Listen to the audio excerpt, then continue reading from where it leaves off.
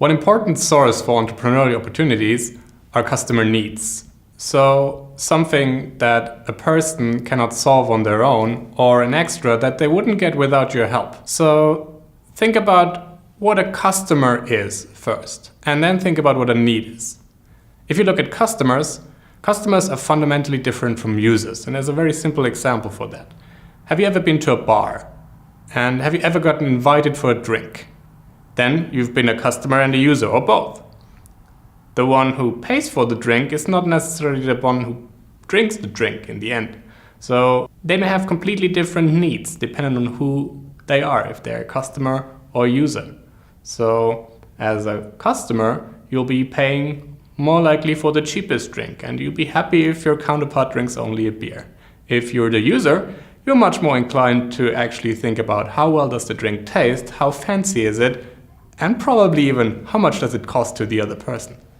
If you really would like to understand what customers are in our digitalized society, then you may need to take the concept a little further though.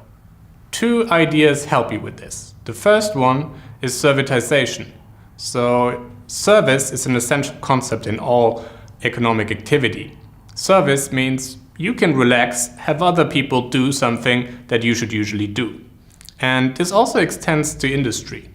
And it extends that far that in product-based industries, professionals have come to think that they don't even sell products, they sell services. So even if you produce something physical, they think of themselves as producing services. A good example for this is Rolls-Royce and how they sell their engines. And servitization is also coming from a customer need. If you're Rolls-Royce, you'll be selling your engines as power by the hour. This means Rolls-Royce doesn't sell you an engine anymore, but what they do rather is they sell you a working engine. That's a completely different value proposition and caters to a completely different need. If you think about the airline industry and what pressures they have in terms of competition, they're not really interested in engines. They want a running engine, because only a running engine will actually keep their airlines from standing on the ground. And that's the actual customer need. It's not the physical good, it's the service. The technology that Georg and his team had developed was based on computer vision. So kind of the same approach that Mother Nature has successfully developed and implemented in us human beings, for example. And we don't need any infrastructure for that as well, which is of course a huge advantage. That was our kind of core USP, having an indoor navigation system that wouldn't require you to install expensive beacons or any other kind of sensors or magnet trails in the building. Another fundamental concept to understand how customers deal with you as a company nowadays is open innovation. So your customers are not merely takers of your products, they're not consumers anymore. They're prosumers. They want to change the world with your products or with their ideas. So you can engage with your customers and integrate them not only in the feedback process through communities and question answering systems, but you can also create innovation communities and contests with them. So integrate them in your innovation processes. This can extend as far as them building products for you. Take the example of Michael Edison. He was a cyclist. He liked to ride a bike, and on his bike rides he always had the problem that he couldn't easily grab a drink. So he invented the Camelback. Camelback is a backpack with a drink inside, and you can easily grab a drink like you would drink from a straw.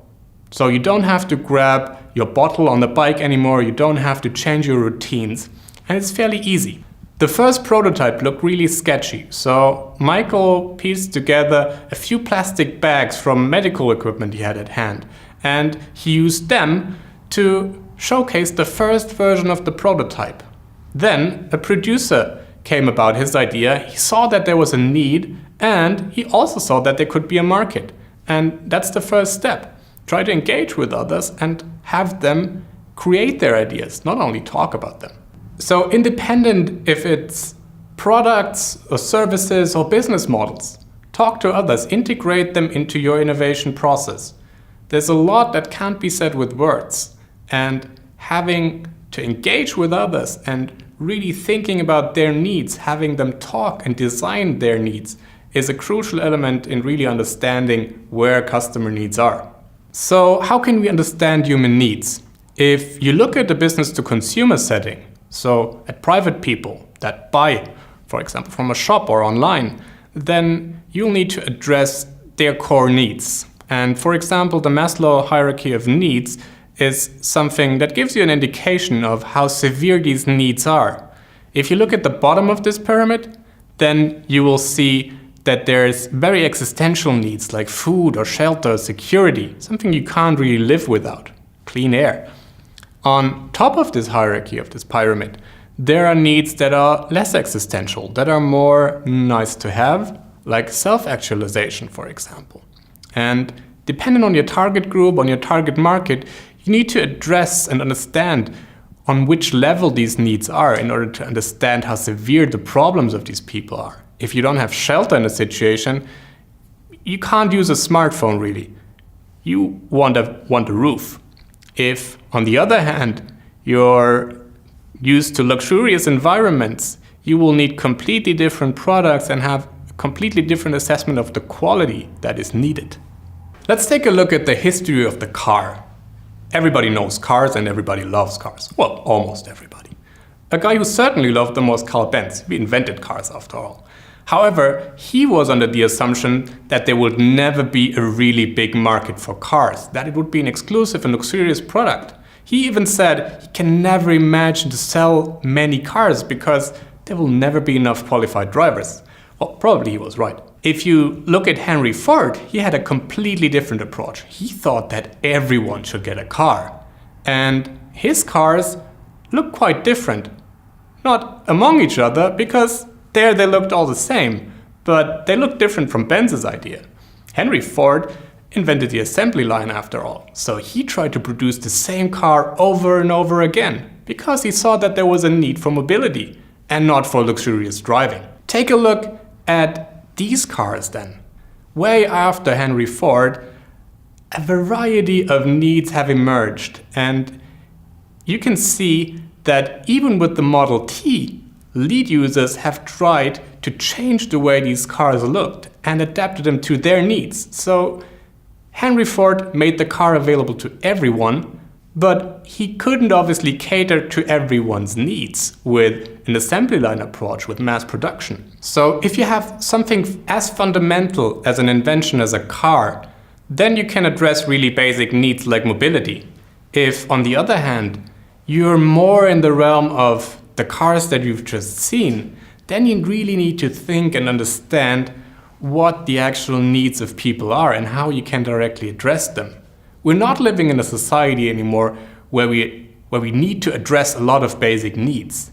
We live in a society where self-actualization has become more and more important. So you need to be very precise on what the actual need is and how to figure out what people actually want.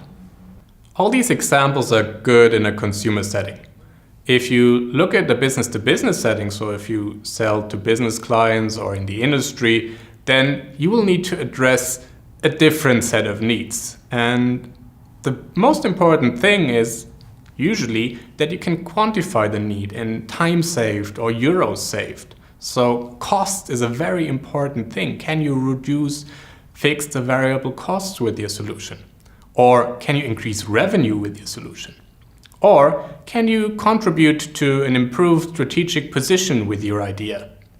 In an industrial setting, you can't just sell a robot because it's nice or nice to have or it increases the happiness. You need to give very clear and precise facts about what your improvement to the overall business of your customer is. And this is a thing that you can only find out together with your customer. Listening is very important. So where can you find needs? Where can you get a hint or yielded needs that may be interesting to tackle, that are an entrepreneurial opportunity?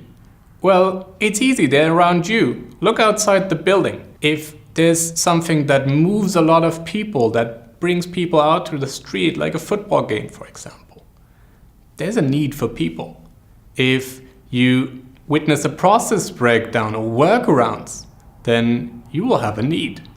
If You can work out a need by analogy, or if you can find extreme users that embody the need, then you're very close to something.